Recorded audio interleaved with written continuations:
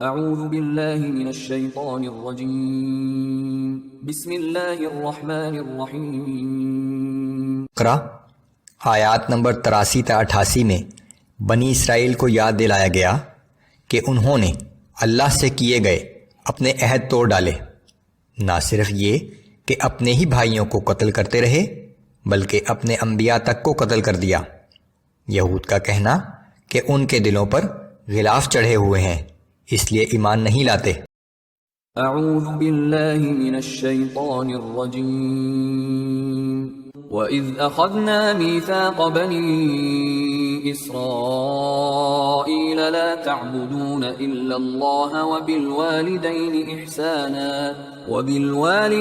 إِحْسَانًا وَذِي الْقُرْبَى وَالْيَتَامَى وَالْمَسَاكِينِ وَقُولُوا لِلنَّاسِ حُسْنًا وَأَقِيمُوا الصَّلَاةَ وَآتُوا الزَّكَاةَ۔ اور وہ وقت یاد کرو جب ہم نے بنی اسرائیل سے عہد لیا تھا کہ اللہ کے سوا کسی کی عبادت نہ کرنا، اور ماں باپ سے نیک سلوک کرنا، اور قرابت داروں، یتیموں اور محتاجوں کے ساتھ بھی حسن سلوک کرنا، اور لوگوں سے نیکی کی بات کہنا، اور نماز قائم کرنا، اور زکوٰۃ ادا کرتے رہنا۔ ثم تولیتم الا قلیلا منکم وانتم معرضون۔ پھر تم میں سے چند لوگوں کے سوا سب اس عہد سے پھر گئے اور تم لوگ ہو ہی روگردانی کرنے والے۔ وَإِذْ أَخَذْنَا مِيثَاقَكُمْ لَا تَسْفِكُونَ دِمَاءَكُمْ وَلَا تُخْرِجُونَ أَنفُسَكُمْ مِنْ دِيَارِكُمْ ثُمَّ أَقْرَرْتُمْ وَأَنْتُمْ تَشْهَدُونَ۔ اور جب ہم نے تم سے یہ عہد لیا تھا کہ تم آپس میں ایک دوسرے کا خون نہیں بہاؤ گے اور نہ ایک دوسرے کو جلا وطن کرو گے، پھر تم نے اس بات کا اقرار بھی کر لیا اور تم اس کی گواہی بھی دیتے ہو۔ ثم انتم هؤلاء تقتلون انفسكم وتخرجون فريقا منكم من ديارهم تظاهرون عليهم بالاثم والعدوان مگر آج تم ہی وہ لوگ ہو کہ اپنے بھائیوں کو قتل بھی کر رہے ہو اور اپنے ہی لوگوں کو ان کے وطن سے باہر نکال رہے ہو، اور ان کے خلاف ظلم اور زیادتی کے ساتھ ان کے دشمنوں کی مدد بھی کرتے ہو۔ يَأْتُوكُمْ أُسَارَىٰ تُفَادُوهُمْ وَهُوَ مُحَرَّمٌ عَلَيْكُمْ إِخْرَاجُهُمْ۔ اور اگر تمہارے بھائی لڑائی میں قیدی بن کر تمہارے پاس آ جائیں تو ان کا فدیہ دے کر چھڑا بھی لیتے ہو، حالانکہ ان کو جلا وطن کرنا ہی تم پر حرام کر دیا گیا تھا۔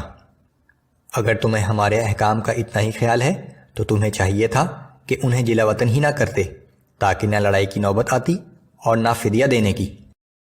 افتؤمنون ببعض الكتاب وتكفرون ببعض فما جزاء من يفعل ذلك منكم إلا خزي في الحياة الدنيا ويوم القيامة يردون إلى أشد العذاب۔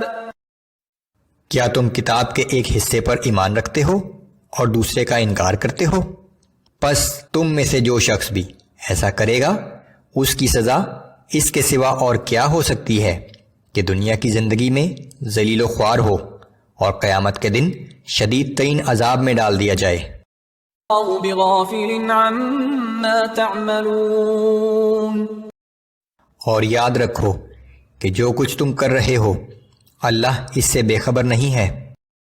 اولئک الذین اشتروا الحیاة الدنیا بالآخرہ فلا يخفف عنهم العذاب ولا هم ينصرون۔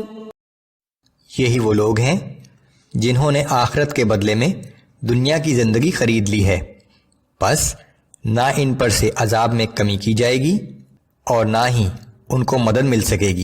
وَلَقَدْ آتَيْنَا مُوسَى الْكِتَابَ وَقَفَّيْنَا مِن بَعْدِهِ بِالرُّسُلِ وَآتَيْنَا عِيسَى ابْنَ مَرْيَمَ الْبَيِّنَاتِ وَأَيَّدْنَاهُ بِرُوحِ الْقُدُسِ۔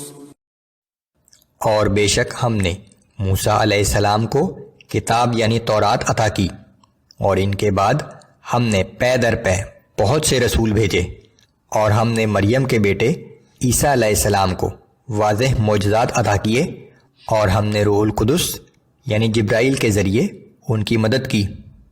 ما جاءكم رسول بما لا تهوى أنفسكم استكبرتم ففريقا كذبتم وفريقا تقتلون۔ تو کیا یہ امر واقعہ نہیں کہ جب بھی کوئی رسول تمہاری نفسانی خواہشات کے خلاف احکام لایا تو تم نے تکبر کیا، اور بعض نبیوں کو تم نے جھٹلایا، اور بعض کو تم نے قتل تک کر دیا۔ وقالوا قلوبنا غلف بل لعنهم الله بكفرهم فقليلا ما يؤمنون۔ اور یہود کہتے ہیں کہ ہمارے دلوں پر غلاف چڑھے ہوئے ہیں، بلکہ اصل بات یہ ہے کہ ان کے کفر کے باعث اللہ نے ان پر لعنت مسلط کر دی ہے، سو وہ کم ہی ایمان لاتے ہیں۔